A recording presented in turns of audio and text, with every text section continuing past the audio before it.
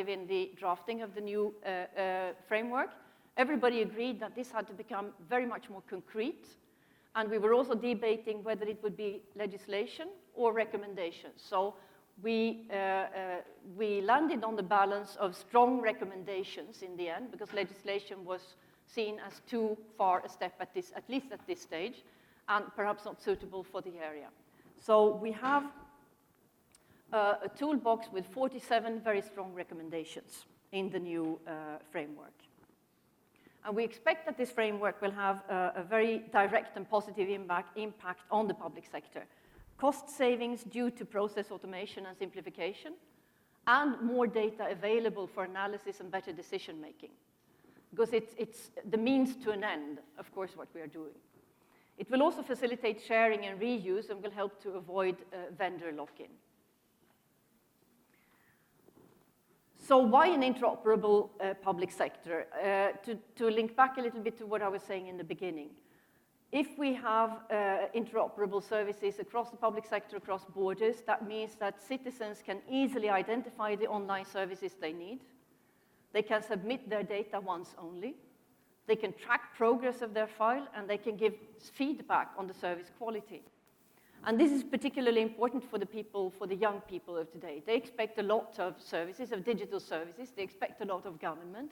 And we have to make sure that they feel comfortable in organizing themselves and in participating, because it's easy for them otherwise to go to other means. They act on Facebook, but they need to get active. They need to become involved in social dialogue and e-democracy. It has a purpose, and we have to make it easy for them and give them the tools that they need to do that. Interoperable public sector also means that businesses have better access to digital public services. So it's not all about public sector, it's also about businesses. That means that they can easily expand their activities cross-border, save on effort and time when fulfilling reporting obligations, for example, tax declarations, VAT, etc. And they can use open public data to deliver new innovative solutions. So as I said, this framework is a toolbox. It has recommendations and specific tools. So it should be seen as a bit of a constitution for achieving interoperability in the public sector in Europe. It is based on key principles such as openness, reusability, transparency, user centricity, security and privacy, and multilingualism. The EIF is also an inspiration to business to become more efficient and optimize their interactions with the public entities. So it's something that can inspire also business. And one of the tools that we have in the EIF is the sharing and reuse model for IT solutions and data. And this helps public administrations to deliver cross-border digital public services faster, better, and cheaper. Because what has been developed somewhere in one member state can also be reused somewhere else. And this is very important. But then we have to follow standards and agreed architectures and agreed principles for this to be possible. So the model of the EIF is made of practical things like open specifications in procurement, use of common building blocks, standardization of IT solutions, and multilingualism. It also puts together a catalog of tools from the Commission, member states, and various organizations. So it's really a federated asset for all stakeholders. We held as part of this work in Lisbon in March a conference on sharing and reuse of solutions, IT solutions for public administrations. We had 100 solutions submitted. That was very encouraging, very positive. We were very excited about that. And we awarded prizes to 17 out of these 100 solutions. So if there's something I would like to leave you with, you're here representing your member states. You're active in this area, most probably, to take away what you can use, where you can go to find these principles and to take away this for your work in your member state. And also, if you come from industry, some of you might, to also not disregard this as something for public administrations, but something that can really bring also inspiration for you. If nothing else than to help on the other side with digital services from the public administrations. And to help public administrations in the adoption process, we also have, the Commission also has an interoperability action plan with high-value priorities up until 2020. So this is a accompanying measure, and we will support the implementation of the EIF in the member states. We do this via different instruments. ISA Square is one of the instruments that we have for this. We have an envelope, financial envelope of 131 million for the period up to 2020, and we have a lot of actions under that framework. We also do a lot of advisory workshops. We go out to member states and see what is it that you need at this point in time, and how can we help you, and is there any advice that you need? So, or just to discuss through and take feedback back from the member states. So we are very much interested in this sharing and exchange. So I will finish my small presentation by a little video before we hear from Finland and Luxembourg how they see the use of this, and perhaps also Japan. So video, please.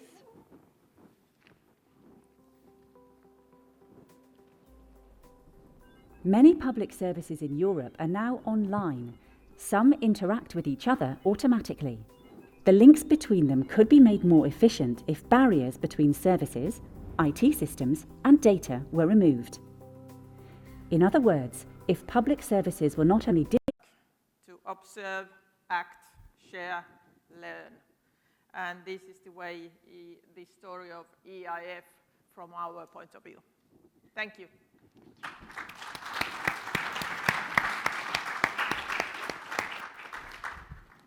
Okay, let's improvise.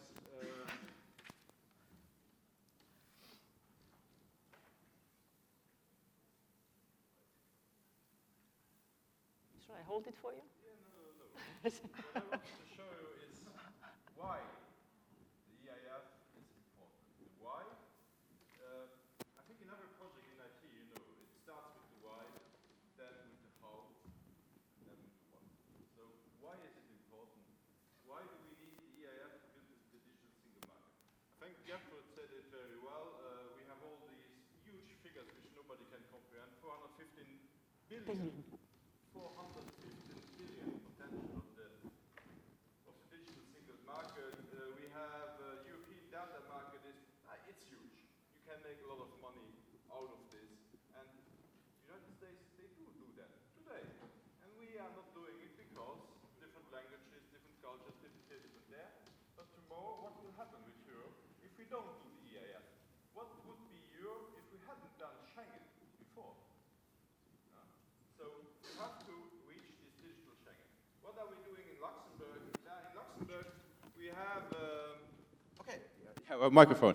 This will be good.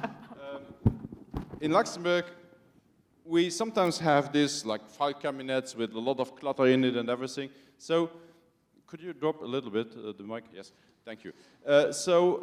We have to convert this into interoperability scenarios. So there, I am very lucky. I am very, very lucky because before I was born, the government IT center was created, and they consolidated a lot of the IT in Luxembourg. So we have nearly everything under one roof.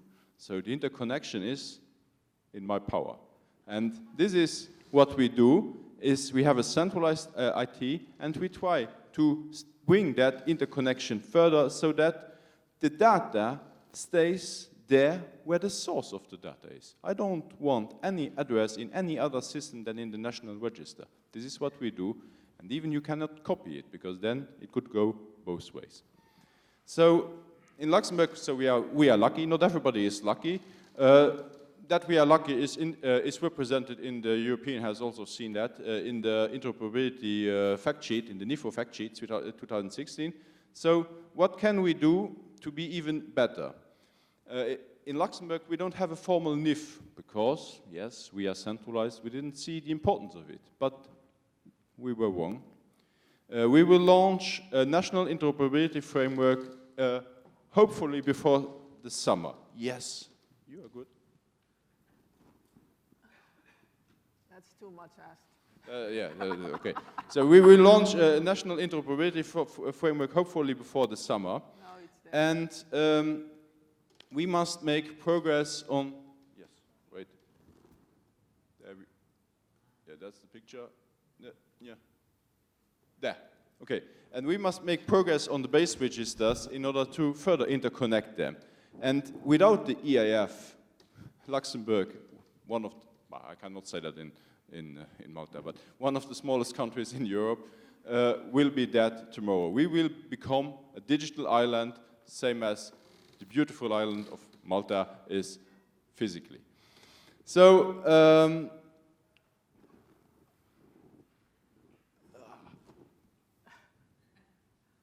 yeah. Wait. I was better without slides, actually. So why do we need a national interoperability? One back? One back? Yes, no.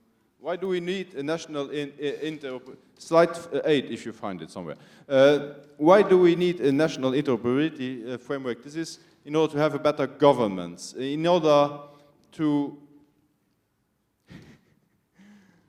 to have a better governance and to understand the cartography of all the implications, be it social health, being it in the local community sector, and so on and so on. So we have to get this on board. But don't be wrong, our national physical persons register is already totally interconnected and synchronized with our local communities. So this is the basis. You have to start at the bottom of the pyramid. And this is, you have to persuade the guys responsible for the main base register, and you go from there. What do you have to do then? Well, you have to see that your information is open, that's clear, because it should be shared so that the public sector can benefit from it. It has to be transparent, but because without transparency, you will not be able to use that data, because the people, we are not in Estonia, the people will not trust you. Me as a government, you will see, you will do sneaky stuff with our data, so that can't be there. You have to reuse the data and the applications. In Luxembourg, this is key because we cannot afford to build a lot of huge applications X times. So we have to reuse our applications. And technical neutrality, security, multilingualism. Multilingualism is very important on 2 points. In Luxembourg, our digital single window for you to make your administrative procedures is already in French and German, and we will now translate it to English, because then everybody can do its business in Luxembourg. For the business portal, the business single window, which is integrated with the citizens, it is already in English. So there we have French and English. That one we will translate into German, so that everybody gets it. But it doesn't start with the language in the single window on the portal, on the internet, and so on. The IT language, the machine-to-machine language, has to be, I would say, language agnostic. So that is why we have to use core vocabularies, we have to use the EIF in order to be able that a transaction going from Spain to Luxembourg to Poland and whatever can have a common denominator. So we had the decision, I was once in the, I told that 100 times, I was once in the Board of Ministers, and this is for 2 purposes. This is to present to the ministers in their board, and this is very rare in Luxembourg, to present them the e-administration and the open data portal strategy. And both were accepted, and it was a huge success. And this, we had to make it formal in order to achieve it. When you have information, you have to know how to manage that information. This is very important. So it is not enough to have an interoperability framework, but you should also know what to do with that information. So you have to sensibilize your administrations on how to treat their data. Data is the digital gold of our time.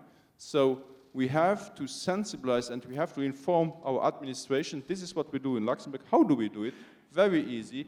There was a good director at Digit, Dick Landisi, who wrote the Corporate Information Management Framework. You will find it on JoinUp.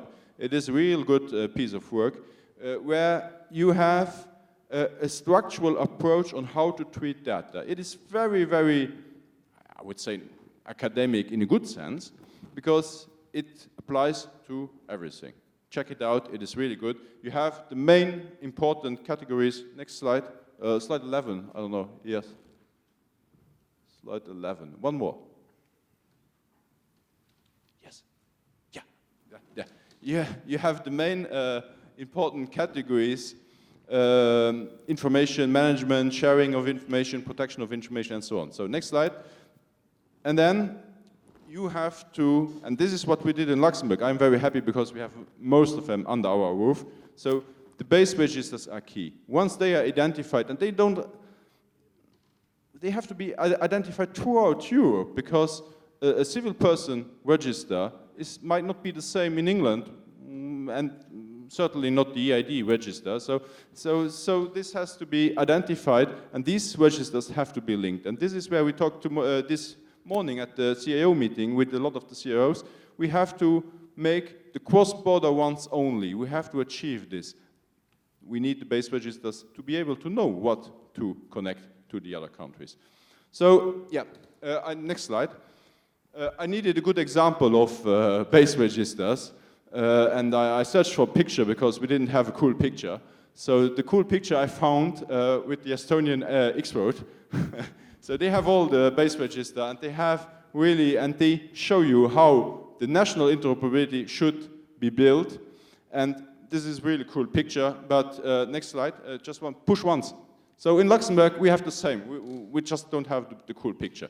So we have the population register, health insurance, vehicle register, workout management, EID, and so on, and we have our national window, single window, in order to bring us forward. So once you have that, and you go to the next slide, then you have your national interoperability, and you're good.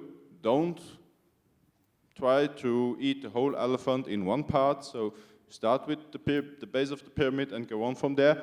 Then this interconnects with the European Interoperability Framework. And then you come, I stole this picture from the EIF.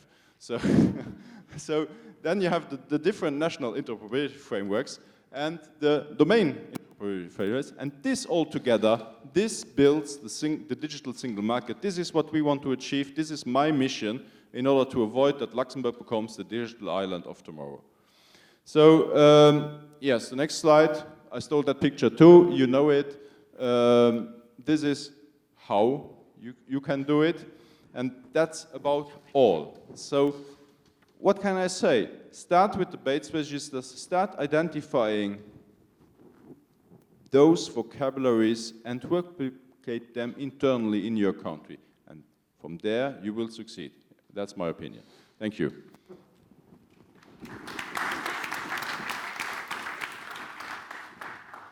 Thank you, Anna-Maria. Thank you, Gilles.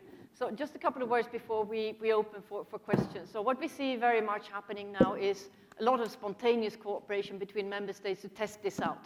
How can this work in practice? And we have the example, for example, of Estonia and Finland working together on Crossroads. That's X-Roads. That's probably the earliest example we have of cooperation. But there are lots of other projects popping up across Europe of cooperation in practice, following these principles. In order to test how it works how things work cross-border.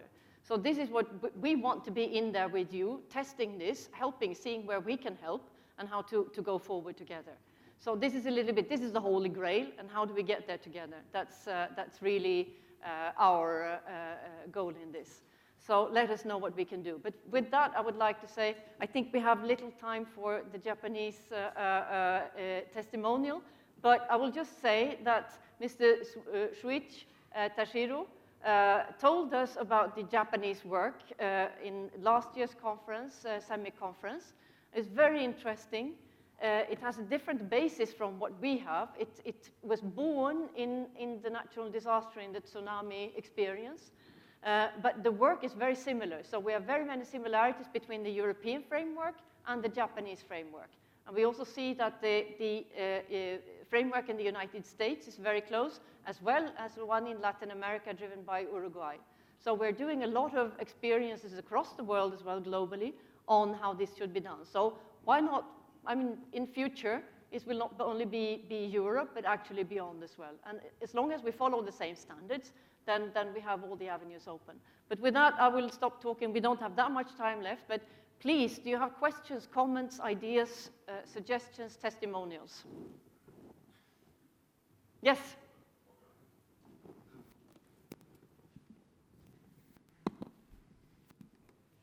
I had one question more on the organizational level. Yesterday we talked about the importance of the regions and the cooperation between the regions. And if I hear what's said here today, it's more we have a European interoperability and then national and then regional. Is it, do you see this as mandatory, or how do you see some, I don't know, there are dynamic regions which sometimes go beyond what the national level is able to do, and how do they fit in what you're doing? Absolutely. Thank you for that question. As you heard from the President of the Committee of the Regions, Marco Marcola, yesterday in his closing speech, he was actually talking about this, and we're cooperating very closely with them to see now how we drive forward on the basis of what's happening in the regions and the cities. Because often it's the cities that pilot this sort of innovative approach. We heard yesterday from Trentino and Ghent, who are doing a project together on base registries and metadata management. And there are lots of these projects across Europe. So we need to use this to catapult also at national level. I would say there are probably more, there are certainly more pilots at the local and regional level than at national level. So we need to link this up and to build on that, and to have that as a catalyzer and multiplier. So that's why we're going to work very closely with the Committee of the Regions as well to see how we can catch this in the best dynamics. So thank you. Yes, agree. Any other comments, ideas, suggestions? Yes.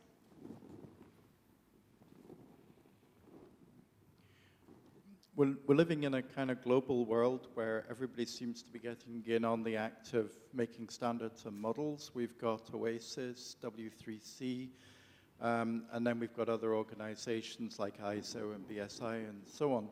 And my concern is that everybody seems to be kind of wandering off into the same areas, all developing their own, partly for market share of standards, because that's turned into a bit of an industry.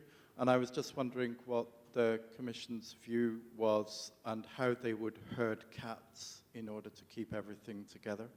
Yeah, that's a good question. And so as I said, we are working a lot with different countries. So we're linking up there. We're working with standardization organizations to make sure that we're not doing double standards, producing double standards. We're co-creating very much inside Europe.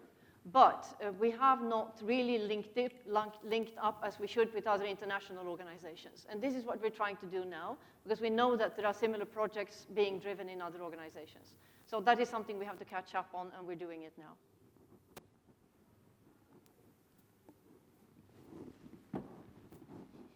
Thank you, Gilles. Maybe a question on maturity of the different member states, because this is not new, but have they mature? Are they more reactive? Are they more willing? Or maybe I'll rephrase my question differently. What are the main obstacles today that maybe is new and it wasn't there before? I suppose there's no one single question, it's a mix of everything else. Yeah. But if we are making savings, if it's good, if it's everything you said at the beginning, there is something holding them up, and it's not technology. Why are we not there yet?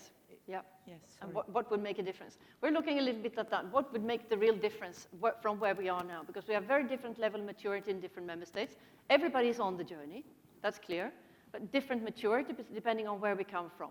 And for example, we have very, very advanced experimenting and piloting on things like base registries in several member states.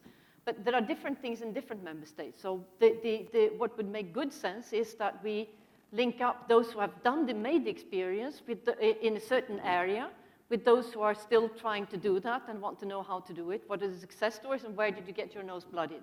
And this is a little bit what we're trying to do in the CIO network, to see what member states have done what, where are the experience that we can actually either adopt or do in another way. So, but we need this exchange at a much more intense level. But everybody is on the journey. So, and everybody has participated also in the work on the EIF. So this is very much a concerted view across. But it's a very good question, and we're also looking for that. What could make a difference concretely? Yes, Christian. Just commenting on your last statement. Have you considered maybe issuing some recommendations based on the findings out of the CIO meetings in terms of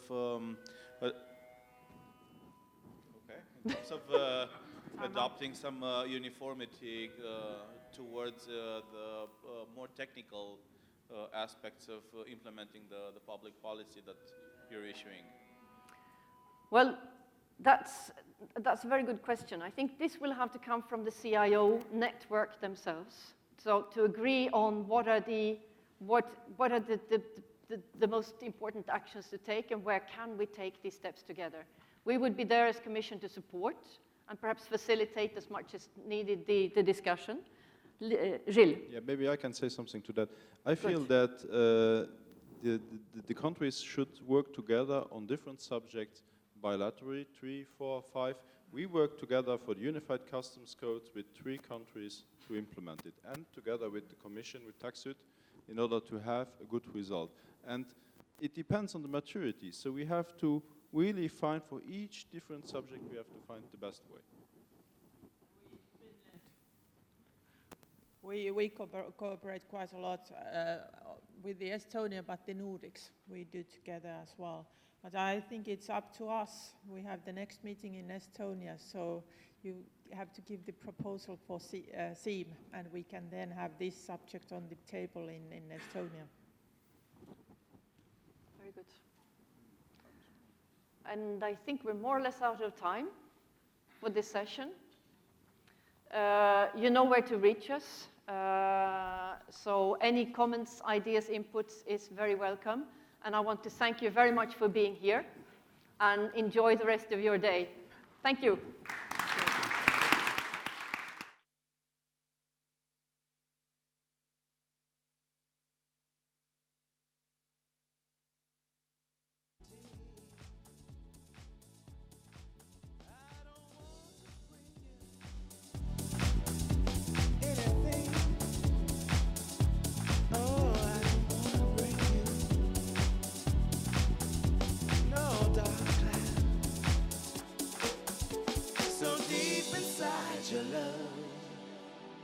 So deep inside your love, you're sent from up above. So deep inside your love, so deep.